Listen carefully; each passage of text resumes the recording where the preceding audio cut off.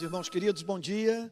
Vou pedir que a igreja abra a Bíblia nesse domingo de chuva, que me parece que impediu tantos membros da nossa igreja de para aqui se dirigirem, mas que eu espero, é aquela velha história, né? É uma das metáforas mais surradas do mundo evangélico, que essas chuvas tenham sido prenúncio de uma chuva de bênçãos que Deus vai derramar sobre a sua igreja. Bom, eu espero que a chuva da graça que vai cair hoje seja algo parecido com a que caiu ainda agora aqui sobre a nossa cidade. Mas vamos lá, irmãos queridos, para João, capítulo 12, verso 37. João, capítulo 12. Vou pedir que todos se coloquem de pé, para a gente ler essa passagem extraordinária das Sagradas Escrituras.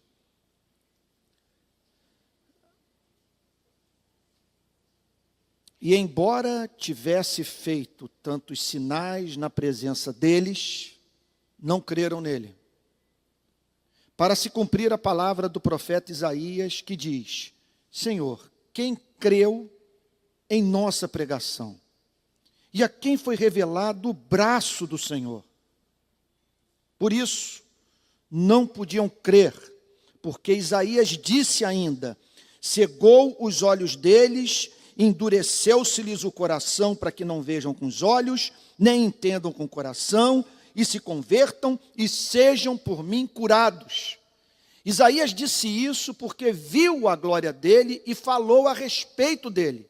No entanto, muitos dentre as próprias autoridades creram em Jesus, mas por causa dos fariseus, não confessavam para não serem expulsos da sinagoga, porque amaram mais a glória dos homens do que a glória de Deus. Que passagem. Vamos orar?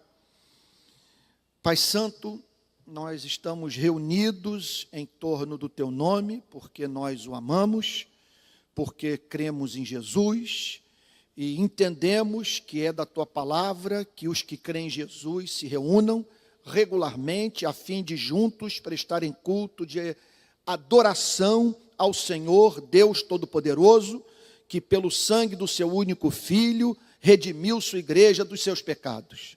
Nós estamos aqui para exaltar as tuas perfeições, também manifestar a nossa gratidão pelas bênçãos que tu tens derramado sobre a nossa vida, a vida de pessoas que nós amamos.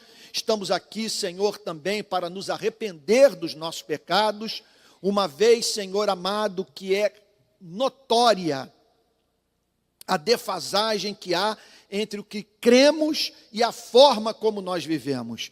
Senhor amado, e por isso nós estamos aqui para dizer que o Senhor é verdadeiro, quando declara, Senhor, que os seres humanos pecaram, destituídos estão da glória de Deus, e que mesmo na vida dos redimidos, Senhor, ainda imperfeições são encontradas. E por isso, Senhor, nós rogamos a Ti que o Senhor nos absolva das faltas que nos são ocultas, do que fizemos que não o glorificou, que não o exaltou, Senhor, que não revelou sua beleza. Perdoa-nos, Senhor. Eis-nos aqui, crie em nós um coração puro, renove em nós um espírito reto, como diz o Salmo 51, porque nós sabemos que se sua graça não operar, Senhor, a igreja murcha. E por isso nós pedimos a Ti, Senhor, que não falte a assistência do Espírito Santo para a vida da nossa igreja, em especial quando nós nos reunimos para ouvir a pregação da palavra, momento, Senhor amado, central da relação nossa como igreja, Senhor, com o Criador único dos céus e da terra. Senhor, nós pedimos que esta manhã seja manhã de conversão, manhã de regeneração, manhã de encontro com Jesus, que seja também, Senhor, um momento de renovação da relação dos teus filhos com o Senhor, que saiamos daqui o amando mais, que saiamos daqui sob os efeitos daquela obra do Espírito Santo, Senhor amado, que abre os olhos dos homens e das mulheres, a fim de que estes contemplem a tua glória revelada no Salvador. No nome de quem oramos, com perdão dos nossos pecados. Amém. Amém. A igreja pode ficar sentada. E embora tivesse feito tantos sinais na presença deles, não creram nele. Então, meus amados irmãos, nós estamos aqui diante do enigma da incredulidade. Como entender pessoas rejeitarem a Jesus, ignorarem a Jesus? E isso diante de tantos sinais, diante da clareza daquilo que ele proclamou, diante do fato de que as respostas que ele oferece às nossas questões, aos nossos dilemas, a nossa infelicidade, aquelas questões que são levantadas em razão da condição trágica de nós seres humanos, se constituem nas únicas. Só existe uma mensagem capaz de enxugar as nossas lágrimas, de trazer esperança à nossa vida, direção para a nossa existência. É a mensagem que nós encontramos na pregação do nosso Senhor e Salvador Jesus Cristo, esse Cristo incomparavelmente santo, esse Cristo que operou milagres, esse Cristo que se revelou Senhor sobre a criação e que nos trouxe uma revelação de Deus para a qual não há paralelo em nenhuma religião. Ninguém tratou desse tema de forma mais clara, de forma mais encantadora, consoladora e, vamos assim dizer, digna do sentido da palavra Deus do que o nosso Senhor e Salvador Jesus Cristo. Agora, como entender a incredulidade? E se hoje nós temos dificuldade de entender a incredulidade, como é que diante de tantos sinais, nascido de uma virgem, operou milagres para os quais também não há paralelo na história da humanidade, revelou completo controle sobre a natureza, expeliu demônios, curou enfermos, foi morto, ressuscitou no terceiro dia, foi assunto aos céus. Se nós temos dificuldade de entender como que pessoas o rejeitam hoje, muito maior ainda, de certa forma, é a nossa dificuldade, pelo menos eu posso testemunhar isso a meu respeito, como entender pessoas terem negado o Senhor Jesus nos dias em que ele esteve aqui entre nós. O texto fala que, apesar dos sinais que Cristo operou, na presença deles, grande parte, a maioria dos seus contemporâneos não acreditou na pregação de Cristo. Isso é alguma coisa impressionante. Apesar dos sinais operados na presença deles, os contemporâneos de Cristo, e nós estamos falando aqui de judeus, de pessoas familiarizadas com o Antigo Testamento, que tinham acesso às informações do Antigo Testamento sobre a pessoa do Messias, como que essa gente, apesar de todos os sinais manifestados por Cristo, não acreditou nele. Pois bem, essa é uma passagem que trata desse mistério. Como que pessoas diante do mesmo fato, Jesus Cristo, sua glória, sua mensagem, seus milagres, apresentam respostas totalmente diferentes. Então, você tem, de um lado, Judas Iscariotes, por exemplo, tramando sua morte, e do outro lado, um homem como Tomé, caindo aos pés do Senhor Jesus e dizendo: Senhor meu e Deus meu. Como explicar essas diferentes respostas à pessoa do Senhor Jesus? Porque esse é o tema dessa manhã. Porque alguns olham para ele e veem excelência,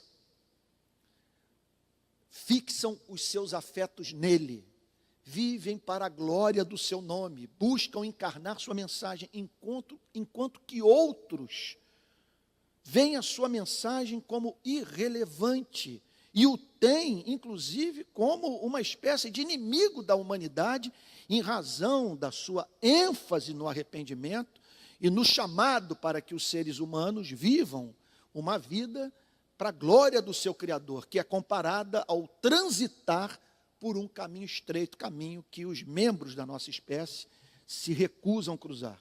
Como, portanto, explicar o fenômeno da incredulidade? Vamos lá, verso 38. Aqui, João procura ajudar os leitores do seu evangelho a entenderem o porquê da rejeição de Cristo, para se cumprir a palavra do profeta Isaías, que diz. Aí, João pega duas passagens do livro do profeta Isaías. Isaías capítulo 6, Isaías capítulo 53. Que revelam Isaías profetizando sobre o que aconteceu nos seus dias e aquilo que haveria de acontecer nos dias de Cristo. Então, o que João tenciona com essa passagem nos ajudar a compreender é que tudo havia sido predito, que já havia sido anunciado, que o Senhor Jesus Cristo seria rejeitado pela grande parte dos seus contemporâneos, e que não apenas isso, aqueles para os quais ele viera se mobilizariam na intenção de matarem o próprio Cristo, tal como fizeram. Então aqui está Isaías declarando no capítulo 53 do seu livro: Senhor, quem creu em nossa pregação e a quem foi revelado o braço do Senhor. Aqui nós estamos diante de um profeta em estado de perplexidade. Ele está dizendo o seguinte: eu estou pregando. Agora, Senhor, quem está me ouvindo? Esse é o drama do profeta Isaías. Senhor, quem creu em nossa pregação? E a quem foi revelado o braço do Senhor? Quem viu o poder de Deus, a ação de Deus, a atuação de Deus na história? Então nós estamos aqui diante de um homem, veja só, que viu a glória de Cristo, que proclamou a vinda do Messias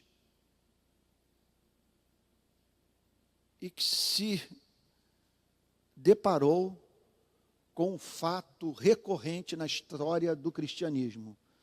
Nem sempre, apesar do pregador oferecer um pasto farto para a igreja, o rebanho é robusto.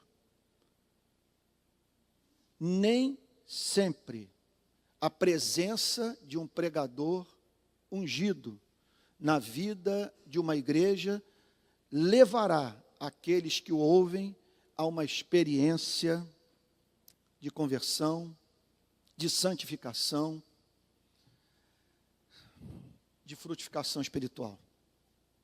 O que Isaías está dizendo é o seguinte: quem creu na nossa pregação, a quem foi revelado o braço do Senhor. E o interessante é nós observarmos que essa passagem está inserida no capítulo 6, naquele capítulo que Isaías tem um diálogo com Deus. A quem enviarei? Quem há de por nós? Isaías se oferece a Deus dizendo: eis-me aqui, envia-me a mim. Seus lábios são tocados com as brasas vivas do altar de Deus, ele é santificado, ele é ungido, ele recebe uma mensagem da parte de Deus, contudo, com o próprio Deus de antemão, dizendo para o profeta Isaías: você vai pregar e não vai ser ouvido. O seu ministério será um fracasso. E o que Isaías faz ao falar sobre a sua experiência com Israel que se recusava a ouvir o profeta, o que Isaías faz é predizer o que aconteceria no ministério do próprio Cristo. O próprio Cristo não foi ouvido pela maior parte das pessoas para as quais ele pregou. Senhor, quem creu em nossa pregação e a quem foi revelado o braço do Senhor? Aqui o profeta está em estado, portanto, de angústia. Ele está dizendo: Senhor, quem está parando para ouvir o que o Senhor revela a Israel? Quem é capaz de discernir a manifestação do teu poder na história? Isso é um mistério, gente. Isso é um mistério. É algo impressionante. Uma pessoa, portanto, se levanta, é ungida pelo Espírito Santo, prega a palavra de Deus com clareza,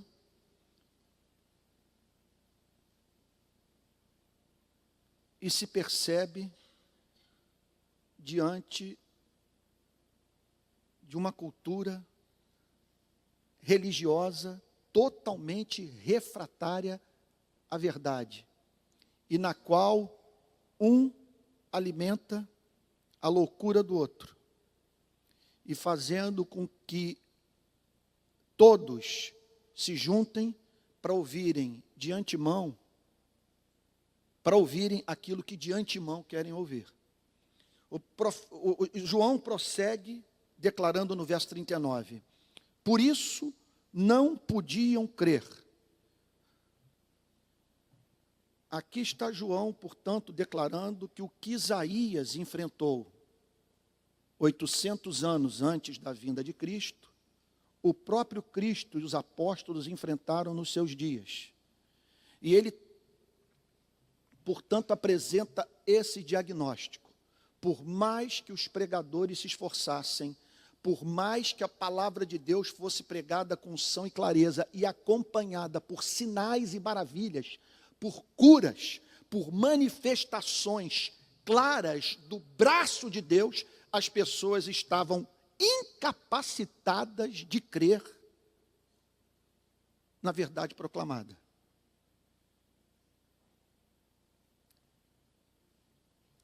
Por isso, diz João, não podiam crer, porque Isaías disse ainda, e agora nós entramos no inconsciente da incredulidade. Que forças operam no espírito humano que o impedem, ou que impede o homem, impede o ser humano,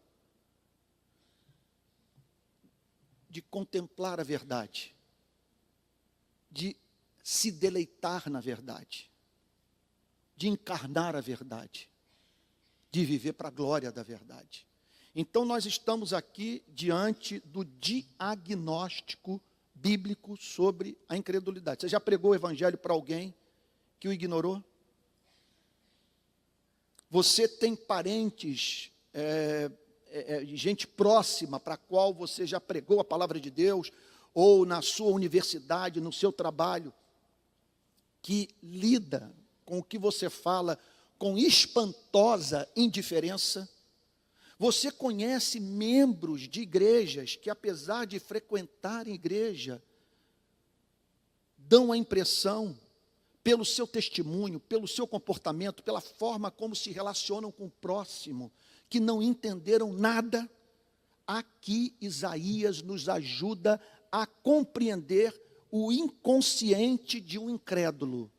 Que forças operam na vida inconsciente de um ser humano e que o impede, portanto, de crer. Olha o diagnóstico feito por Isaías. Aqui ele vai para o texto de Isaías capítulo 6. Aqui João menciona Isaías capítulo 6. cegou os olhos deles. Nós estamos aqui diante de um mistério. Cegou os olhos deles. Quem cegou? O próprio Deus. Nós estamos aqui diante da maior maldição que pode se abater sobre a vida de um ser humano. A coisa opera da seguinte forma: durante anos a fio, uma igreja, uma cidade, uma pessoa estão sob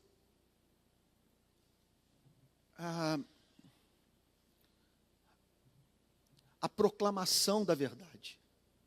A verdade está sendo proclamada para essas pessoas e essas pessoas estão sendo chamadas ao arrependimento.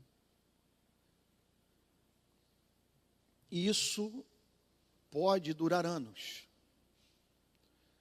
Até que chega um momento em que Deus entrega essas pessoas a si mesmas. Se aparta delas. Faz com que essas pessoas passem a viver num estado de completa escuridão espiritual. Elas se tornam, portanto, irremediavelmente carentes desse sentido do espírito, que aqui é apresentado como sentido da visão. Cegou os olhos deles. Cegou para o quê? Está falando sobre que olhos? Obviamente que não está falando daqueles mesmos olhos que os contemporâneos de Cristo, pelos quais os contemporâneos de Cristo puderam contemplar os milagres que Cristo operava. Está falando de uma percepção, de um sentido espiritual que, se o ser humano não tiver, jamais será levado à experiência de novo nascimento. Essas pessoas estão cegas. Esse é o diagnóstico apresentado por Isaías acerca dos de sua geração, que é aplicado por João aos judeus contemporâneos de Cristo e que nos ajudam, sendo assim, a nós entendermos o fenômeno da incredulidade hoje. Essas pessoas, portanto, estão espiritualmente cegas e não há interlocução com elas. Não há o que possa convencê-las. Elas jamais verão excelência em Cristo. Elas jamais perceberão a sua necessidade de arrependimento e fé. E outro ponto, não é que essas pessoas estejam em busca da luz espiritual, elas não se preocupam com isso. Então, permita-me, visando trazer esperança ao seu coração, que a Bíblia não está falando de pessoas que se desesperaram pela verdade, que procuraram a verdade e que, apesar de toda a sua busca, não conseguiram divisar a glória de Deus na pessoa de Jesus Cristo. A descrição aqui é de gente que não tem preocupação com arrependimento. Essa gente não está preocupada com a sua redenção. Essa gente não tem esse sentido do Espírito que permite que as mesmas contemplem o que só pode ser contemplado por olhos que foram abertos pela graça de Deus. Então, cegou os olhos deles. Daí, portanto, a necessidade da igreja caminhar de joelhos. A necessidade da igreja viver na atmosfera da adoração, da oração, na dependência do Espírito Santo.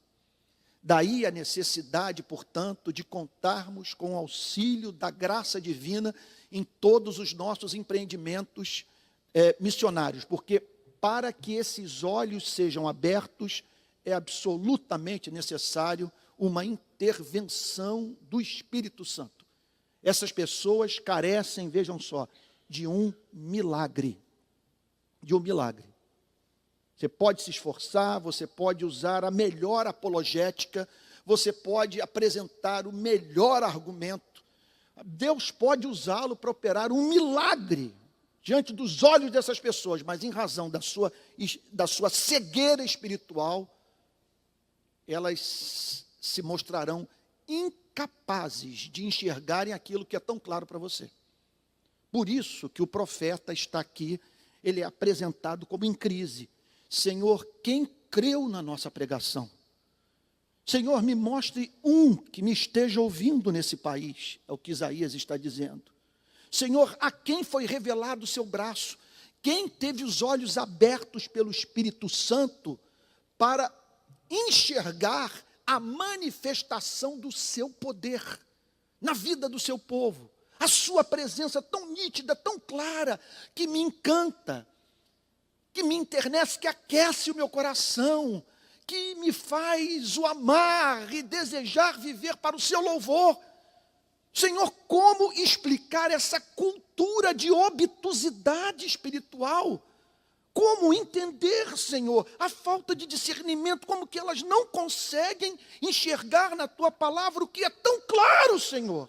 Tão claro, o profeta, e portanto, ele é apresentado aqui em crise, sofrendo em razão dos resultados magros do seu trabalho profético, ungido pelo Espírito. Seus lábios haviam sido santificados pela graça de Deus. Ele havia contemplado a glória de Jesus Cristo, falava como testemunha de primeira mão, falava na condição de um profeta que anteviu a glória de Cristo antes de Cristo se manifestar no tempo e no espaço, antes de assumir a forma humana. E aí então, o Espírito Santo revela a Isaías o que estava acontecendo. Cegou os olhos deles e endureceu-lhes o coração. Então, são formas diferentes de falar sobre a mesma coisa. Não há conversão sem visão espiritual. Não há conversão sem regeneração do coração. Guardem esse ponto que é basilar da teologia reformada, que é a teologia professada por essa igreja. A regeneração antecede a conversão. A regeneração antecede a fé. A regeneração antecede o arrependimento. Não há fé, não há arrependimento, não há conversão sem regeneração. Primeiro, o Senhor nosso Deus chama Lázaro para vir para fora. Depois, o Senhor nosso Deus convida Lázaro para sentar com ele à mesa e ter comunhão com seu Salvador. Então, se você está aqui professando fé em Jesus Cristo, se você ama Jesus, se esse livro é o alimento do seu espírito, se toda sua esperança, portanto, converge para Jesus Cristo, só há uma explicação para o que o habilitou a ver a tamanha presença de fé em sua vida. A obra regeneradora da graça divina. Aqui o texto declara que aquela geração era privada de um sentido espiritual que é chamado aqui de visão. Não tinham visão, não conseguiam detectar beleza em Cristo. Não identificavam a palavra do Pai na mensagem de Cristo. Isaías acrescenta outro ponto. Essa gente tem um coração duro, ou seja, um coração impermeável. A palavra melhor do que impermeável é um coração invulnerável. Portanto, observem, os teólogos costumam chamar essa manifestação do pecado na vida do que não se converte de, vamos lá, palavrinha, efeito noético do pecado, que é o efeito do pecado na mente humana. E como que esse coração duro, ele acaba condicionando todas as avaliações racionais daquele que não crê. Cegou-lhes os olhos, endureceu-lhes o coração. Está falando, portanto, de um coração que não se comove, num coração que não conhece o sentido da verdadeira contrição. Um coração que não é tomado de convicção de pecado. O problema dessa pessoa, portanto, não está na sua mente. A raiz da incredulidade encontra-se no seu coração. É uma predisposição de alma. O que é o coração? Coração, comumente na Bíblia, nos é apresentado como o lugar de onde promanam todas as nossas decisões. O coração pode ser comparado à força motriz da nossa vida, a nossa maior inclinação de momento. É o que move, é a base, é o fundamento das nossas escolhas. É a nossa, portanto, me perdoe repetir, é a nossa inclinação de alma. É a sede dos nossos desejos. É aquilo, poderíamos falar também, pelo que anelamos. Portanto, é algo, gente, meu Deus do céu, como isso é sério, como isso é sério. O que a Bíblia está dizendo é que nós lidamos diariamente com pessoas que não são tão racionais como nós pensamos. E que nós mesmos podemos ser traídos por esse elemento da nossa vida, que é chamado de coração. O coração. Na Bíblia, as nossas escolhas, as nossas preferências, os nossos desejos, os nossos anelos, os nossos sonhos, são todos determinados pelo coração. Como dizia Martim Lutero, a vontade humana pode ser comparada a um cavalo. Dependendo do cavaleiro, essa vontade é levada para uma direção ou outra. E naquela sua forma franca, muitas vezes rude de falar, Lutero diz a seguinte coisa: se esse cavaleiro é o diabo, a vontade humana caminhará numa direção. Se esse cavaleiro é o Espírito Santo, a vontade humana será movida numa direção diametralmente oposta. Então, não há salvação sem conversão do coração.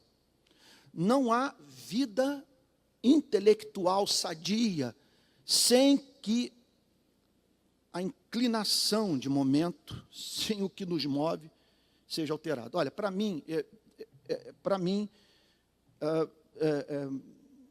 um dos exemplos do nosso dia a dia mais impressionante é a paixão futebolística. É impressionante como muitas vezes nós nos pegamos discutindo sobre futebol como se estivéssemos dando um tratamento puramente objetivo ao que estamos falando. É impressionante isso. Sabe, pegue, por exemplo, Vasco, Flamengo, Fluminense e Botafogo. Quem aqui pode dizer que, num ponto da sua juventude, na sua infância talvez, olhou para os 4 grandes clubes do Rio de Janeiro e disse o seguinte: olha, eu vou escolher este clube de futebol em razão de tais e tais virtudes, em razão da sua história, em razão do que ele fez pelo país, em razão das suas virtudes e por aí vai. Em geral, essa coisa entre nós, através de um pai, através de um tio, através de alguém que exerceu alguma influência sobre a nossa vida. Gente, isso é uma coisa impressionante. Para pensar nisso. Aí você se pega discutindo com alguém em um bar, que foi levado a uma paixão por um outro clube de futebol, e com quem você, portanto, se encontra ali, digladiando, sabe, sem que haja, sendo assim, a mínima esperança de vocês concordarem sobre o ponto que estão discutindo, em razão do fato de que ambos estão partindo de fortíssimas experiências emocionais. A história do seu clube está associada à história da sua família, do seu pai. Olha, vocês vão rir comigo, se eu falar minha relação com o Botafogo, é uma coisa completamente patológica. Já tentei me livrar. Como você pode entender uma coisa como essa? Vou desligar o rádio para não continuar ouvindo o jogo que está mexendo com o meu estado de espírito, meu estado emocional. Ou então não vou assistir esta partida de futebol, porque não vai me fazer bem assistir o jogo, que eu vou ficar muito nervoso. Vai entender um negócio como esse? Vai entender uma coisa como essa, sabe? Olha, a mais ridícula de todas, essa aqui é coisa para me internar. Isso aqui é coisa para... Eu vou testemunhar, não sei se deveria fazer isso, mas foi o que aconteceu comigo. Estava num domingo aqui com a minha mãe, e nós saímos do culto aqui da igreja e tal, fomos almoçar no dia da decisão do Campeonato Carioca do ano passado, Botafogo e Vasco. Saímos com o rádio desligado, eu não queria ouvir nada sobre o jogo. Quando chegamos em Niterói, eu liguei o rádio, sabe? Aí, Botafogo campeão, parece que ganhou um gol lá no final de 1-0, depois venceu na disputa de pênaltis. Invariavelmente, quando o Botafogo ganha, eu faço duas coisas. Eu vejo os gols da rodada, né? No dia seguinte, eu tive que sair do país. Tinha que gravar um programa e tal, nos Estados Unidos. Olha, eu me peguei, no dia seguinte, num hotelzinho, em Nova York, vendo a reprise do jogo, a torcida cantando o hino, ridiculamente, eu me peguei chorando dentro do quarto do hotel. Vai entender um negócio como esse? Me explica um negócio como esse. Por que eu estava chorando no quarto de hotel ao ver a torcida do Botafogo cantar um dos seus corinhos lá? E eu falei, isso aí é coisa de igreja, isso é uma torcida santa, isso aí, meu Deus, é o calvinismo puro aí manifestado no Maracanã. Mas foi o que aconteceu comigo. Então, agora, sabe o que me intriga? É o seguinte: quantas decisões mais na minha vida e na sua seguem o mesmo princípio? A coisa entrou em você.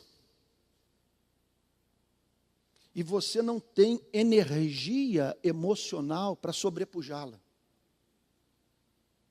A sua razão vai de encontro aos seus sentimentos, mas por algum motivo as suas emoções prevalecem. Isso acontece com time de futebol, isso acontece com música, com arte, isso acontece com política. Com política. E isso acontece na nossa relação com o Criador. É isso que Isaías está dizendo. Cegou os olhos deles e endureceu-lhes o coração. O que ele está dizendo? Essas pessoas não lidam com a mensagem de Cristo de uma forma neutra. O coração delas está endurecido para esse tipo de verdade. Elas se aproximam do Evangelho já com uma resposta pronta, de antemão. O coração não se está, portanto, vulnerável para a pregação de Cristo. Não há chance dessa mensagem o comover, o levar ao arrependimento, a parar para pensar na possibilidade de que está errado. O coração está endurecido. Aí o texto diz, para que não vejam com os olhos. Porque se você não vir, se você não tiver esse sentido novo, se os olhos do seu coração não forem abertos, não haverá salvação. Vocês estão entendendo o ponto, gente? Irmãos, é muito mais do que você ler a Bíblia e entender o texto. É muito mais do que você dizer que Jesus Cristo foi um personagem da história. Muito mais do que isso. é você declarar que Jesus Cristo é um personagem da história, que ele nasceu de uma virgem, que ele operou milagres, que ele falou como ninguém jamais falou, que ele morreu, foi sepultado, ressuscitou, subiu aos céus. É muito mais do que isso. Esse olho do coração não é o que o permite, veja só, obter uma apreensão intelectual da verdade. Não pense que pelo fato da sua mente estar convencida da veracidade do Evangelho, que você tenha passado por uma experiência de novo nascimento. Não há conversão sem a obtenção desse sentido novo. E esse sentido é o que o habilita a não apenas crer na mensagem de Cristo, mas ver excelência na mensagem de Cristo. A amar a Cristo. Essa mensagem, portanto, pelo fato dos seus olhos terem sido abertos pela graça divina, você estará habilitado a ver aquilo que a exegese não permite que o pregador veja. Eu estou cansado, nesses 36 anos de cristianismo, de ver pregadores que são exatos na pregação. O sermão deles é impecável. Eles dominam a técnica. E eles não apenas dominam a técnica de composição de um sermão. Eles também dominam a hermenêutica. Eles sabem interpretar os textos. Eles sabem fazer exegese da Bíblia. Mas é evidente que quando eles pregam, eles passam a impressão de que não viram aquilo sobre o que eles estão falando.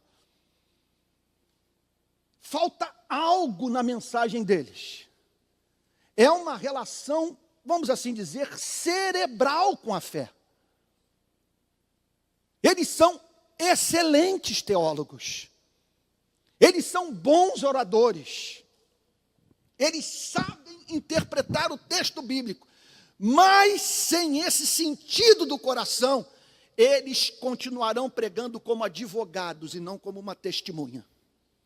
Há uma diferença muito grande entre você pregar como advogado e pregar como uma testemunha.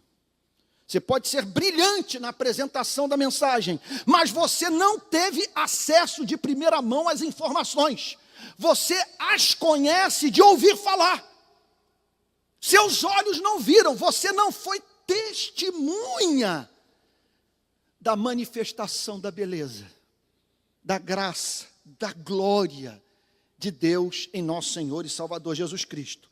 Então, para que não vejam com os olhos, nem entendam com o coração.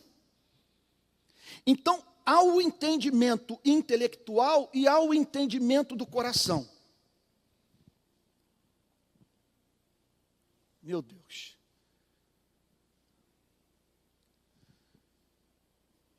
A metáfora que o grande Jonathan Edwards mais usava era a metáfora do sentido do paladar. Da diferença entre você descrever o gosto de alguma comida e você sentir a sua doçura. É sobre isso que Isaías está dizendo. Essas pessoas não tinham olhos para a verdade e também eram desprovidas desse entendimento do coração. Esse entendimento do coração, ele costuma vir acompanhado, ele sempre vem acompanhado de encanto, de temor, de gratidão.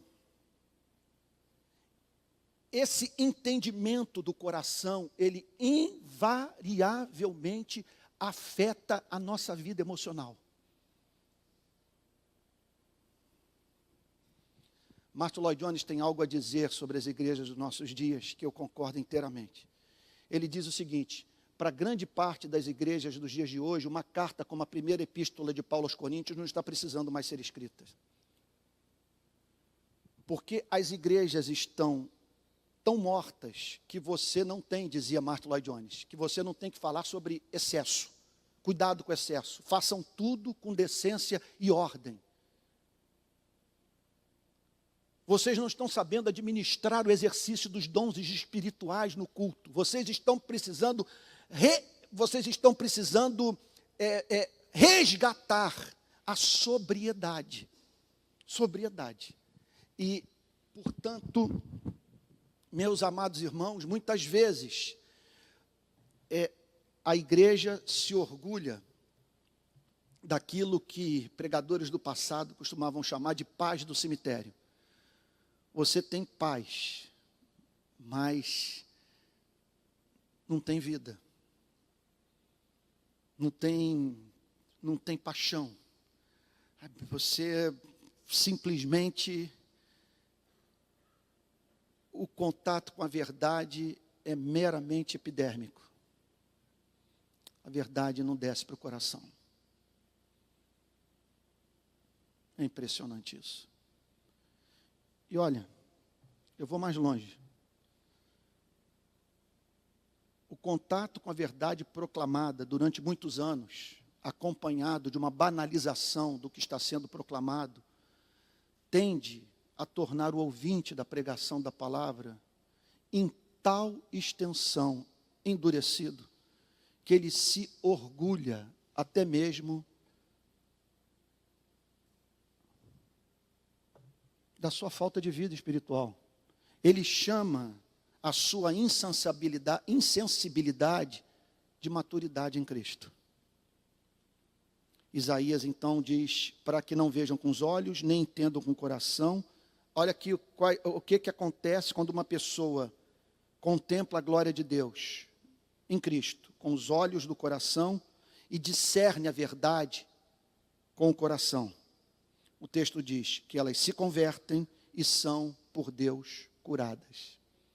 Significando, portanto, que esse evangelho veio para nos curar, esse evangelho veio para nos reconciliar com Deus, esse evangelho veio para nos comunicar vida, e para que nós possamos provar dessa cura, que só o evangelho pode proporcionar, é necessário que haja conversão, mas para que ocorra a conversão, é essencial que os olhos do coração sejam abertos e que o coração seja transformado em coração de carne, em coração vulnerável, em coração sensível para a revelação da glória de Deus na pessoa bendita do nosso Senhor e Salvador Jesus Cristo. Verso 41. Isaías disse isso porque viu a glória dele e falou a respeito dele. Então aqui está o profeta dizendo, eu vi a glória. Eu contemplei a formosura do servo sofredor, do Messias, do Cordeiro, daquele que o Pai enviou para a redenção do seu povo. E por isso, portanto, esse estado de angústia. Quem creu em nossa pregação, a quem foi revelado o braço do Senhor. Senhor amado, só há uma explicação para o que está acontecendo. Essa gente perdeu o sentido da visão, o seu coração se tornou duro, e por isso elas não veem com os olhos, elas não entendem com o coração, estão incapacitadas de se converterem e provarem daquela cura que só é experimentada pelo coração convertido. Isaías disse isso porque viu a glória dele e falou a respeito dele. Portanto, aqui está, uma luz é projetada sobre os versos anteriores. Isaías está dizendo o seguinte, que o que ele passou retrata numa extensão maior ou menor, isso vai depender da obra da graça soberana de Deus na vida de cada ser humano, do que é experimentado pela vida do convertido, daquele que nasceu de novo. Ele vê a glória de Deus. Vocês estão entendendo? Portanto, não se trata apenas de um entendimento intelectual. Não se trata de conhecer teologia, se trata de ser habilitado a ver glória no Evangelho, glória em Cristo, glória na sua morte, glória no seu sepultamento, glória na sua ressurreição, glória na sua ascensão aos céus, glória na sua segunda vida. É você ver beleza, é você ver a revelação dos atributos de Deus na vida de Jesus Cristo. Isaías disse isso porque viu a glória dele e falou a respeito dele, porque é impossível você ver a glória do Pai em Jesus Cristo e não se transformar num evangelista, num missionário, e não proclamar Jesus Cristo. Isaías viu a glória e falou. É impossível esse contato com a beleza, esse contato com a glória, essa percepção da excelência de Cristo não vir acompanhada desse desejo de proclamar Jesus Cristo, de anunciar Jesus Cristo, de fazer com que mais pessoas participem dessa experiência, vamos assim chamar, estética, com a beleza de Cristo. Verso 42. Impressionante como essa passagem fala sobre a soberania de Deus e a responsabilidade humana. Observem como que os seres humanos são responsáveis pelo seu estado de endurecimento.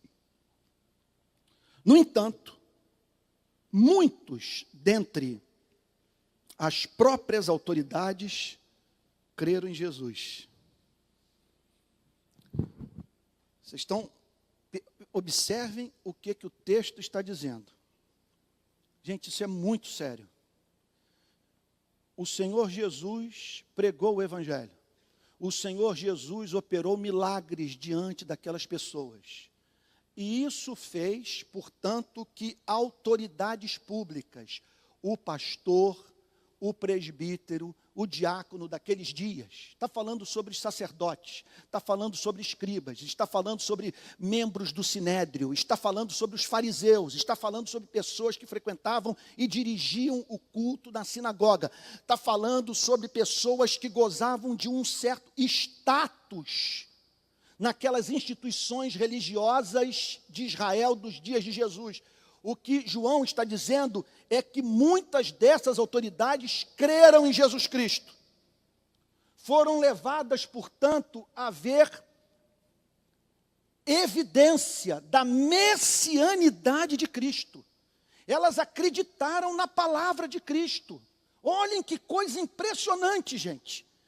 Isso chamou muito a atenção de João. Duas coisas chamaram a atenção de João. Por um lado, a quantidade de pessoas que ignorou os milagres de Cristo, que fez pouco caso da pregação de Cristo, repito, que não viu excelência em Cristo.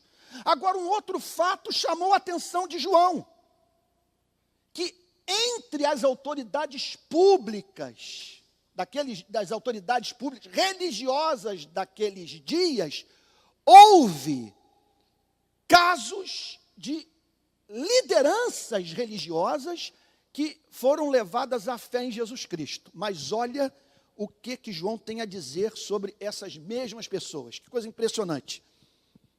Mas, por causa dos fariseus, não confessavam, para não serem expulsos da sinagoga.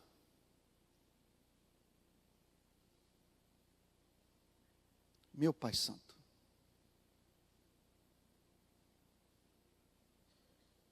Meu Deus.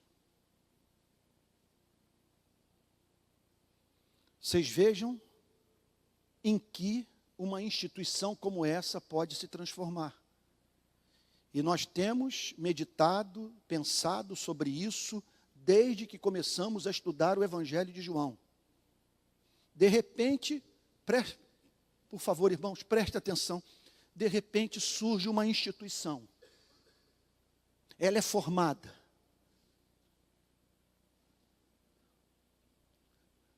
Declara-se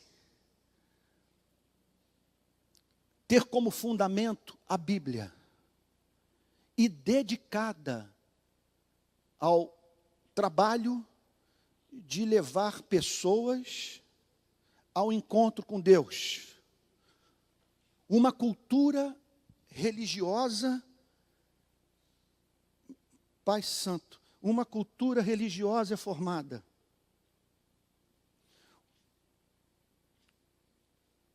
Essa cultura religiosa, portanto, conta para a sua preservação com o trabalho de líderes religiosos. Esses homens pregam aquilo que as pessoas desejam ouvir a partir de uma construção social da realidade religiosa. E o que João está dizendo é que essa cultura pode tornar o evangelho incomunicável para a vida daqueles que dentro dela se encontram.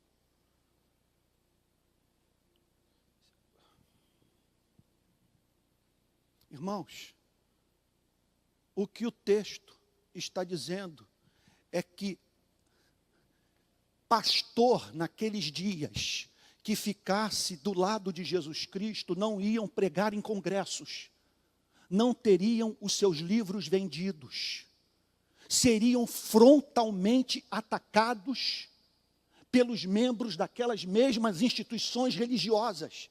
E o que o texto está dizendo é que houve pastores que não tiveram peito para comprar a briga.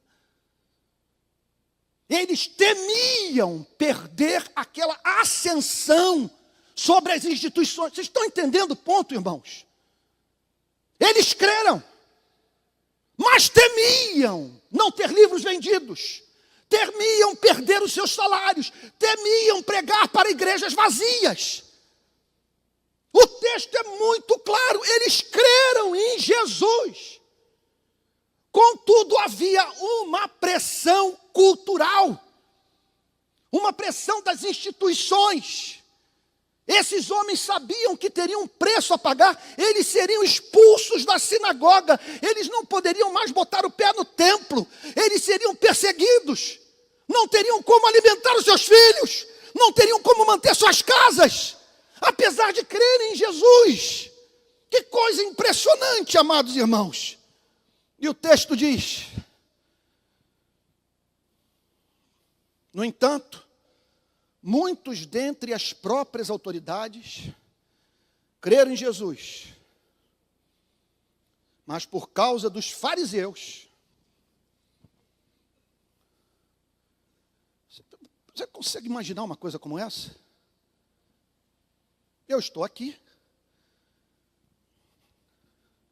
sou pastor, e identifico um setor da igreja de Cristo que não tem interesse em ouvir a mensagem de Cristo. Eu percebo que há um movimento dentro da igreja de pessoas suficientemente poderosas para inviabilizarem o meu trabalho, em razão da ascensão dessas mesmas pessoas sobre a igreja. Identifico que esse grupo não tem interesse em ouvir a pregação de Cristo, e eu, portanto, tomo a decisão de me calar. Eu tomo a decisão de não me identificar com Cristo.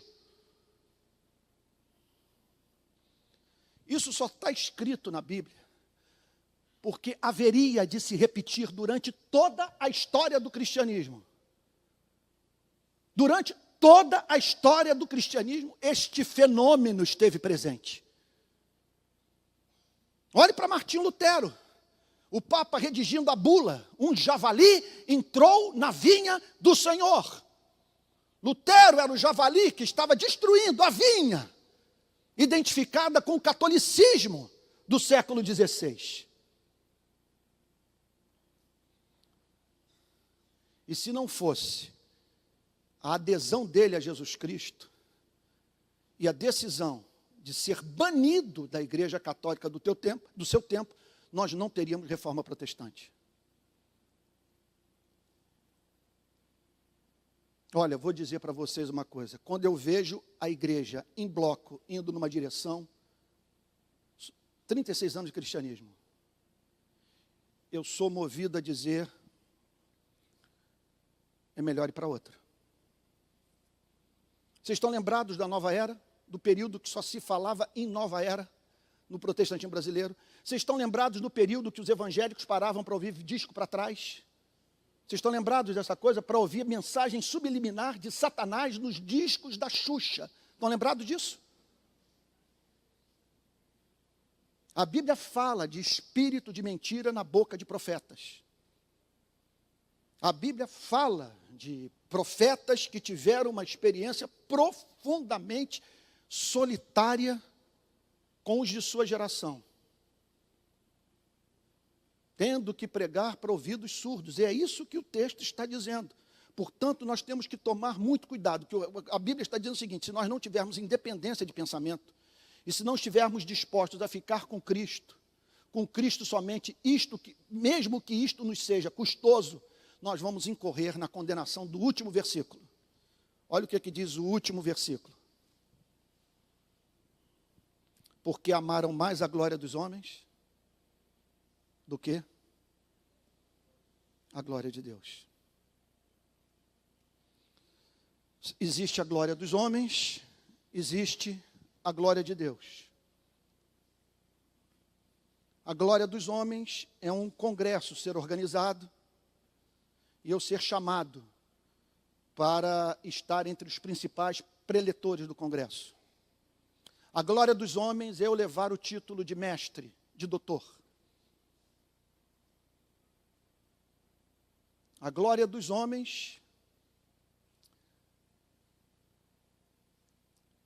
significa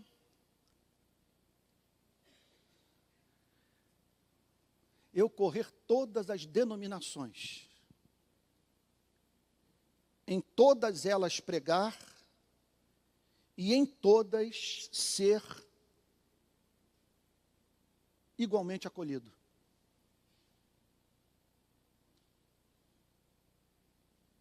Não há como um profeta ser acolhido por todas as denominações do evangelicalismo brasileiro. Não tem como. Se não tem denominação perseguindo esses homens, se não tem gente os odiando, fazendo campanha para que eles sejam derrubados, alguma coisa de equivocada há no ministério desse homem, porque não há como ser aplaudido por todos. Num contexto como esse, nessa orgia que se estabeleceu nas nossas igrejas, não há como pregar o evangelho sem viver essa experiência de temer ser expulso da sinagoga. Então eles amaram mais a glória dos homens. Aqui, portanto, o efeito do pecado no coração e nos olhos é revelado. Ele faz com que, de modo diferente de Isaías, não contemplemos a glória de Cristo. E porque não contemplamos a glória de Cristo, estamos com os nossos olhos fixados na glória da religião, na aprovação dos homens. Amaram mais a glória dos homens do que o quê? A glória de Deus.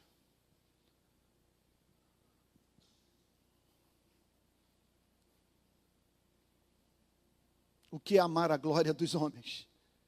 É eu ter esse aplauso, ser reconhecido como uma pessoa que está falando o que todos estão falando, e no primeiro deslize da minha vida, essas mesmas pessoas se voltarem contra mim para não deixarem fiapo de cabelo vivo.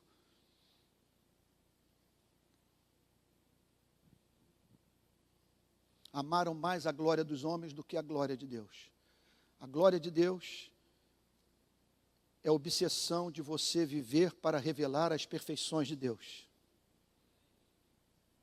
É você não permitir que o seu evangelho seja associado a qualquer espécie de coisa que faça as pessoas se tornarem confusas quanto ao conteúdo do evangelho.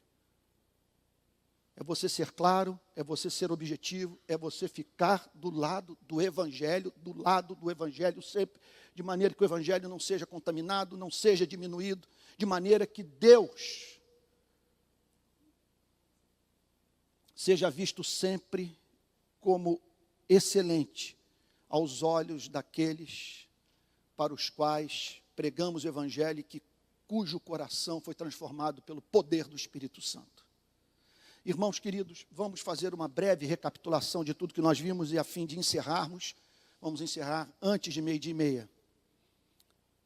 Sobre o que essa passagem está falando?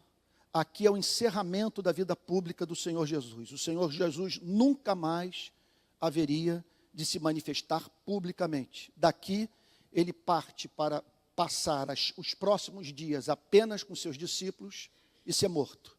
Ele só vai aparecer publicamente quando Pilatos chama a multidão para escolher entre Cristo e Barrabás. Então, aqui termina a vida pública do Senhor Jesus, ele passa a se dedicar aos seus discípulos e a ida para o Calvário. E o texto, portanto, vamos lá, recapitulação. Você vai sair daqui hoje entendendo essa passagem. E embora tivesse feito tantos sinais na presença deles, não creram nele. O que significa que milagre não converte ninguém. Qual era o problema de Isaías? Como entender, diante de tamanhas evidências, o espírito de incredulidade no seio da igreja? Esse que é o ponto. Pois bem, para se cumprir a palavra do profeta Isaías, João então entendeu que a profecia do profeta Isaías estava se cumprindo naqueles dias. Problema que o próprio Isaías havia enfrentado no seu ministério. Senhor, quem creu em nossa pregação e a quem foi revelado o braço do Senhor. O profeta está dizendo o seguinte: Senhor, por quem eu estou sendo ouvido? Para quem eu estou me fazendo entender? Senhor, quem está levando a sério o seu evangelho? Quem nessa nação vê excelência em Cristo, ama Cristo, está disposto a viver para a glória de Cristo? Essa era a crise do profeta. Um homem que foi levantado por Deus para ter um ministério infrutífero. As pessoas não ouviam Isaías. Por isso, não podiam crer. Isaías estava pregando para pessoas que não podiam crer. Esse era o problema de Isaías, enfrentado pelos apóstolos e pelo próprio Cristo. Eles estavam pregando a palavra de Deus com sinais e maravilhas para pessoas que não podiam crer. Era uma incredulidade insuperável. Não havia apologética, não havia milagre, ressurreição de morto que levasse aquelas pessoas à experiência de conversão. Por isso não podiam crer, porque Isaías disse ainda. Aí então, Isaías é levado pelo Espírito Santo a entender o que estava acontecendo. Isaías então está dizendo o seguinte: essas pessoas não conseguem lidar com objetividade com a palavra. Há elementos, energias, poderes, forças que atuam no inconsciente dessas pessoas e que determinam as leituras supostamente racionais que elas fazem da vida. Qual é o problema delas? O que está acontecendo sob a superfície? Quer dizer, acima da superfície, nós temos pessoas olhando para Jesus Cristo e o ignorando, e não o levando a sério, mais preocupadas com a glória dos homens do que com a glória de Deus. Como explicar isso? O Espírito Santo diz para o profeta: cegou os olhos deles. Eles estão sendo judicialmente endurecidos pelo próprio Deus. A graça se apartou da igreja, a graça se apartou de Israel. Essas pessoas estão irremediavelmente endurecidas. Não adianta pregar para elas, não vão se converter nunca. Nunca. Cegou os olhos deles. Endureceu-lhes o coração. Eles estão cegos, eles não têm um sentido que habilita o ser humano a ver a glória de Deus em Jesus Cristo. O coração está duro, o coração é impermeável, o coração é empedernido, o coração não é vulnerável à verdade. Essas pessoas não se comovem com nada, nada as leva às lágrimas, nada as leva ao arrependimento, nada faz com que elas mudem de vida. O coração está obstinadamente endurecido. E isso as impedem, portanto, de ver com os olhos, entender com o coração. Não há conversão sem esse sentido dos olhos nos sendo concedido pelo Espírito Santo e sem essa mudança do coração. Repito, é um milagre que o Espírito Santo opera no inconsciente, que é anterior a todos os exercícios da graça. Sem regeneração não há fé, sem regeneração não há arrependimento, sem regeneração não há conversão. E como essas pessoas, portanto, não têm olhos para ver, não têm coração para sentir, elas não se convertem. e por isso não são curadas. Não há cura sem conversão. Não há conversão sem regeneração. O Evangelho, portanto, veio para converter as pessoas e fazer com que elas provassem da mais profunda, extensa cura em suas vidas, sendo livres do domínio do pecado, sendo livres daquilo que as infelicita, daquilo que as faz cair prostradas diante dos problemas da vida. O Evangelho veio para curar os seres humanos. Isaías, portanto, é apresentado como atônito no verso 41, porque ele estava falando a partir daquilo que seus olhos haviam testemunhado. Entenda uma coisa, esse tipo de homem sempre será visto como um louco, como um excêntrico, como um desajustado. Você vai ter dificuldade de acreditar que a verdade esteja presente na sua vida, no seu ministério, no que ele prega, porque ele está sozinho. O que ele está dizendo é isso. Eles não têm interesse em ouvir a pregação da palavra. O texto é claro. Não há uma relação direta entre a unção do Espírito Santo no púlpito de uma igreja e a frutificação espiritual dessa mesma igreja. O pasto pode ser farto e o rebanho magro. Essa foi a experiência de Isaías. Eu vou movê-lo para você pregar para pessoas que não vão se converter através da sua mensagem. Isso aconteceu na vida do próprio Cristo. A maioria não se converteu. Por isso ele disse, muitos são chamados, mas poucos os escolhidos.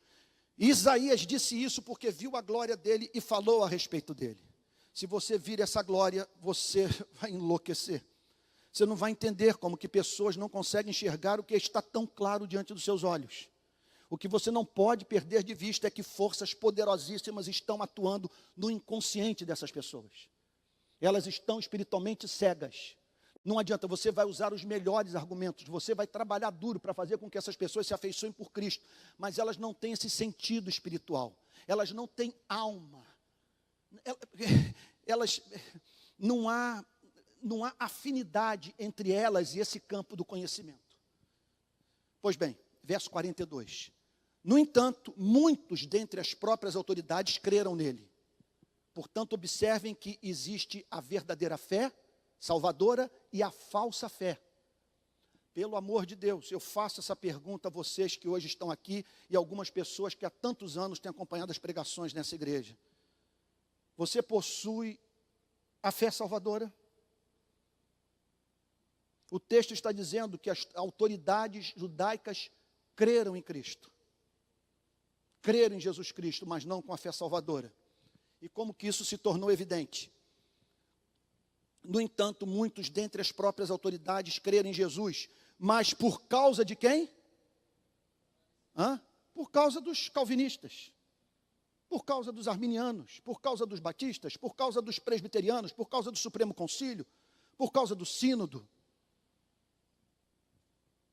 por causa de um movimento qualquer que começou em algum canto e que está rebanhando um monte de gente.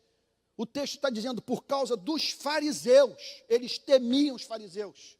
Não o confessavam para não serem expulsos da sinagoga. Qual era o interesse deles em relação à sinagoga? A sinagoga botava comida na mesa deles.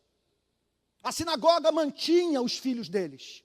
A sinagoga mantinha os interesses políticos, os interesses sociais, de ascensão dentro daquela estrutura religiosa desses mesmos homens.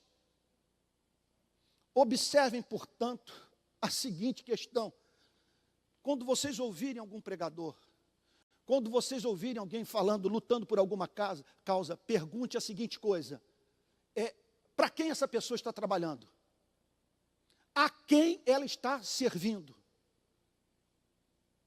Outro ponto: de que modo o que ela pregoa a beneficia?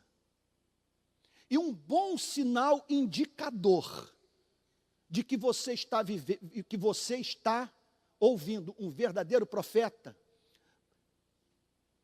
pensem nessa possibilidade. É desse homem ser odiado pela instituição, ser perseguido por ela. E das causas que esse homem abraçou, não lhe trazerem nenhum benefício. Só sofrimento, só luta. Pergunte a seguinte coisa: a causa que esse pregador abraçou está o ajudando a vender mais livros? o está tornando mais popular, está fazendo com que ele seja perseguido por causa da justiça? São perguntas que nós temos que responder. Então, entendam uma coisa. Nós podemos criar uma cultura aqui entre nós. Talvez você esteja pensando, puxa vida, o Antônio está neurótico, não daria para o Antônio trazer uma mensagem mais suave nesse domingo. O texto não é suave, gente. Eu estou pregando expositivamente, eu não estou brincando com as emoções de vocês. Eu estou sendo honesto. Vocês podem, eu peço que tenham até compaixão das minhas idiosincrasias, do meu mau gênio, dos meus preconceitos, eles se manifestam na pregação. Porque a pregação ela é mediada pela personalidade humana, tanto pelo que o pregador tem de bom, como pelo pregador tem de ruim. Mas entenda uma coisa, o púlpito da nossa igreja zela pela honestidade. Eu não escolhi a passagem de hoje já estava pré-estabelecida. Quando eu preguei aqui 15 dias atrás, todos sabiam que esse seria o texto, porque eu escolhi pregar um evangelho inteiro, e você, ao escolher pregar um evangelho inteiro, você tem que lidar com temas espinhosos como esse. E eu não posso falar apenas sobre os fariseus, eu tenho que falar sobre os fariseus hoje, eu tenho que falar sobre as instituições de hoje, eu tenho que falar de pessoas que não trabalham para Cristo, porque estão trabalhando para a instituição. Eu tenho que falar da coerção religiosa, de pessoas que se levantam, de pessoas que dizem que vão retirar o apoio financeiro, que vão deixar você sozinho, que vão te perseguir, e da necessidade de você ficar com o evangelho somente, ficar com Jesus Cristo, não permitir que o evangelho seja lançado em terra, e pessoas menosprezem a nossa gloriosa salvação. Não podemos permitir, meus amados, que fiquemos sós, que sejamos abandonados por tudo e por todos, mas que fiquemos com Jesus Cristo, porque o que não pode é o veredito do último versículo ser a descrição da nossa vida. Amaram mais a glória dos homens do que a glória de Deus. O que é amar a glória dos homens e não amar a glória de Deus? Vocês me perdoem dizer, é eu ser cretino o suficiente para vir para cá e só para trazer mensagem açucarada para vocês. Vocês vão ter uma experiência, vão sair daqui enlevados espiritualmente, mas não vão conhecer a palavra que ora fere, que ora cura, que ora nos faz chorar, que ora nos faz levantar as mãos aos céus e louvar a Deus pela compreensão do seu perdão.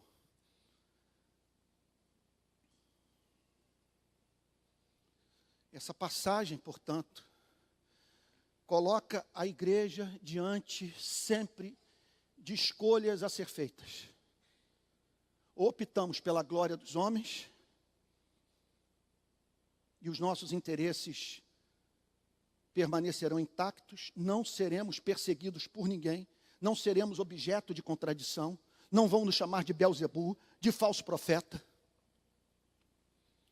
Ou então optamos pela glória de Deus, ficamos do lado de Jesus Cristo, e muitas vezes isso representa uma pavorosa solidão.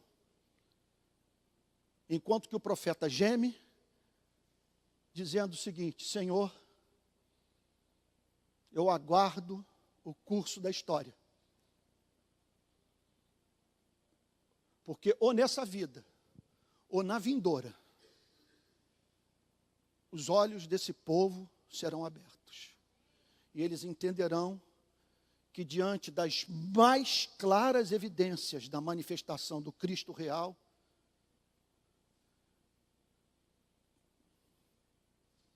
negou o Cristo verdadeiro e se afeiçoou por um simulacro, por um fantasma, por um Cristo domesticado, criado à imagem e semelhança da igreja.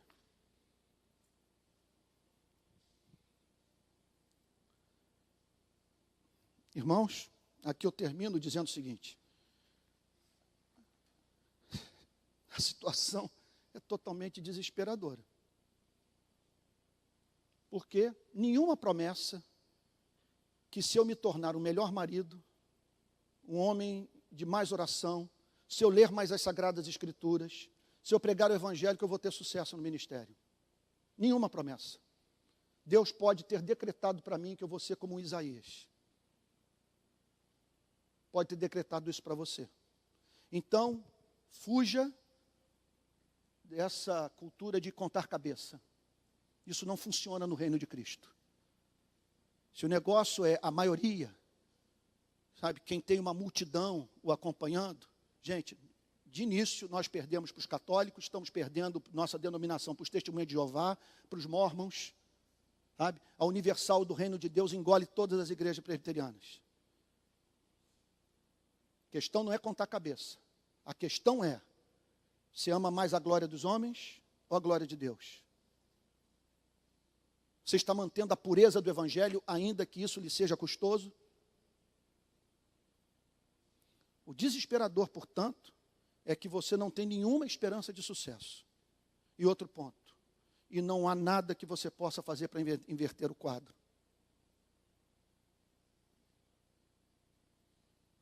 Eu vou chegar para a pastora Luiz, vou chegar para o pastor MV, para o conselho da igreja, vou dizer o seguinte: olha, foi a meta da última reunião do conselho. Vamos lutar para em breve termos 2 cultos no domingo de manhã. E quando tivermos 2 cultos no domingo de manhã, quem sabe vamos pensar no outro culto, aqui nesse mesmo espaço, no outro dia, e termos tantos cultos quantos forem necessários de acordo com o crescimento da igreja. Como é que nós vamos fazer isso? Aí nós vamos melhorar o espaço físico, nós vamos asfaltar o nosso estacionamento, nós vamos melhorar as dependências, isso tem que ser feito, a gente só não faz porque não tem dinheiro. Ontem eu vi aqui, esse asfalto me traz muita vergonha, uma série de coisas que eu vejo na igreja, mas vocês podem ter certeza, falta de dinheiro. Se os recursos aparecerem, nós vamos fazer, nós estamos pedindo a Deus. Tudo poderia ser muito mais bonito do que é, se nós tivéssemos uma arrecadação condizente. Não temos, mas nós podemos fazer todos esses esforços. Eu sou de uma igreja aqui na região metropolitana que contratou uma banda de profissionais. Os músicos são pagos pela igreja. E nós vamos trabalhar duro com isso. Nem sei, se a igreja achar por bem a gente botar gola clerical, nós vamos botar gola clerical. E nós vamos mudar o telão. Vai sair esse telão, vai entrar um que eu vi em São Paulo agora, pregando na Comunidade da Graça, o tal do LED. É impressionante aquilo. Impressionante, é um cinema na igreja. Vamos fazer todos esses esforços. Mas, gente, o que o texto nos ensina é que ainda, veja só, vamos mais longe, ainda que a unção da cura venha sobre o pastor Aloysio, o pastor MV, sobre o meu ministério, vocês vão ver paralíticos andar aqui. O texto diz, não há esperança do coração ser mudado, dos olhos serem abertos, sem o poder do Espírito Santo. Nós estamos à mercê de um milagre, não há nada que nós possamos fazer.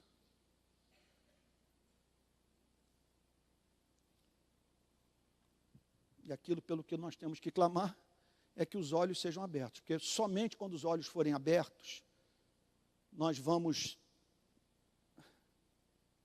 valorizar mais a glória de Deus do que a glória dos homens. Que sejamos esse tipo de igreja nesses dias tão difíceis e confusos no nosso país. Vamos ficar de pé, vamos orar?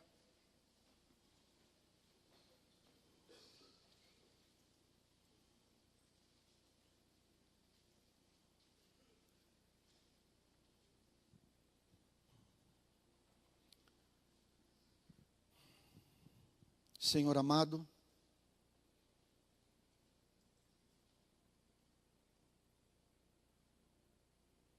nós nos lançamos aos teus pés, no espírito de Isaías, dizendo, eis-nos aqui, envia-nos a nós. Somos homens e mulheres de lábios impuros e habitamos no meio de um povo de impuros lábios. E os nossos olhos viram a glória de Deus. Toca, Senhor, nos nossos lábios com as brasas vivas do seu altar. Senhor amado, sabemos que o Senhor não nos chamou para termos sucesso, o Senhor nos chamou para sermos fiéis. E, Senhor querido, nesse sentido, eis-nos aqui, ainda que tenhamos que pregar para um vale de ossos secos. Eis-nos aqui, Senhor. Nós nos lançamos aos teus pés, te dizendo que não esperamos ter nesse espaço uma mega church. Acima do desejo de crescermos, de exercermos uma um papel importante nos campos missionários, nós queremos ser fiéis. Que sejamos uma igreja, portanto, que ame a glória de Jesus. Uma igreja que fique do lado do Evangelho e que não tema, Senhor, a oposição da sinagoga, a oposição dos fariseus, a oposição daqueles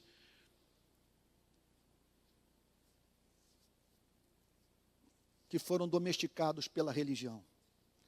Senhor amado, o que nós pedimos, contudo, é que esse milagre da Tua graça regeneradora ocorra na nossa querida igreja.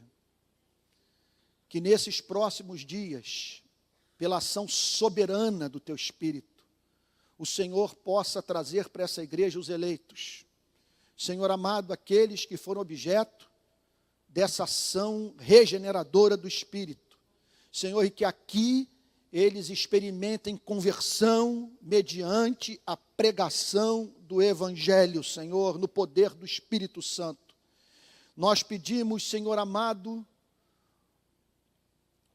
uma igreja assombrosamente renovada, Senhor, e que desempenhe papel em todas as esferas da nossa sociedade.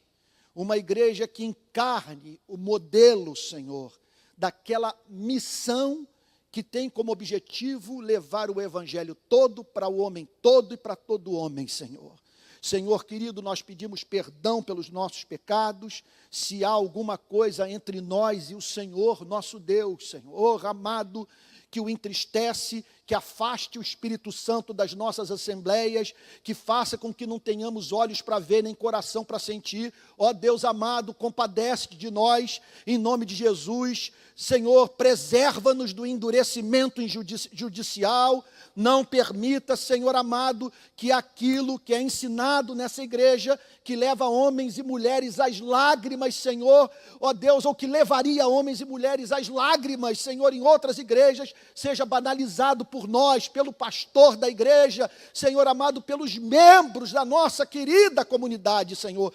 Deus de toda graça, que tenhamos um coração vulnerável, que sejamos uma igreja que contemple a Tua glória e que de tão fascinada que se tornou pela sua formosura, viva para a exaltação, Senhor amado, dos Teus atributos. Ó Deus querido, se alguém aqui que não se converteu, ainda que seja membro, Senhor, da nossa igreja há muitos anos, que esta manhã seja manhã de novo nascimento, manhã de conversão. Ó Deus querido, que nós pedimos a uma igreja de convertidos, Senhor. Ó Deus, e que nós nos levantemos, e segundo sua soberana vontade, para a glória do Teu nome, Senhor, para fazermos uma colheita farta, Senhor, de almas salvas, Senhor, e de homens e mulheres, ó Senhor, que se tornaram maduros na fé e que por isso são verdadeiros Cristos, Senhor, presentes na nossa sociedade, desempenhando o papel de sal da terra e de luz do mundo. É o que nós pedimos em nome de Jesus, com perdão dos nossos pecados. Amém.